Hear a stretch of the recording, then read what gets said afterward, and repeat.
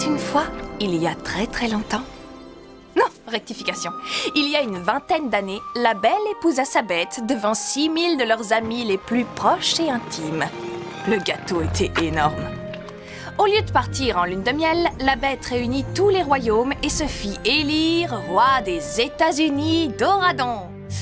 Il rassembla tous les méchants et leurs acolytes, c'est-à-dire tous les gens vraiment intéressants, et il les expédia sur l'île de l'oubli avec une barrière magique pour les empêcher de partir. Voilà mon quartier.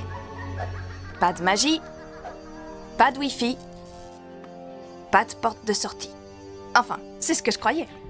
Un peu de patience, vous n'allez pas tarder à nous rencontrer. Mais d'abord, voilà ce qui est arrivé.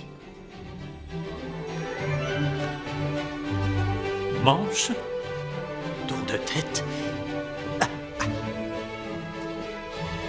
Comment est-il possible que tu sois déjà couronné le mois prochain? Tu es encore un bébé. Il va avoir 16 ans, très cher. Salut papa. 16 ans, c'est beaucoup trop jeune pour être couronné roi. Je n'ai pas pris une seule bonne décision avant mes 42 ans.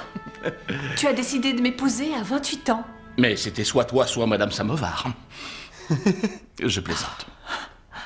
Maman, papa, Ah, j'ai déjà choisi ma toute première proclamation. J'ai décidé que les enfants qui vivent sur l'île de l'oubli auraient le droit de s'installer à Oradon. À chaque fois que je vois cette île, j'ai l'impression qu'on les a abandonnés. Les enfants de nos ennemis jurés vivraient parmi nous? On n'en ferait venir que quelques-uns au début. Un petit groupe de ceux qui ont le plus besoin de notre aide. Je les ai déjà choisis. Ah bon? Toi aussi, je t'ai donné ta chance. Qui sont leurs parents? Cruella d'enfer, Jafar, la méchante reine et Maléfique. Maléfique?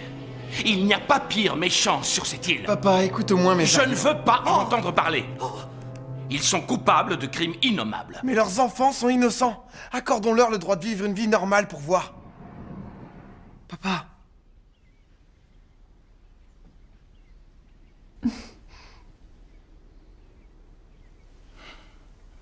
Effectivement, leurs enfants sont innocents.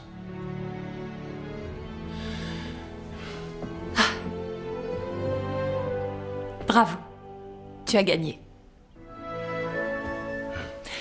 Allons-y.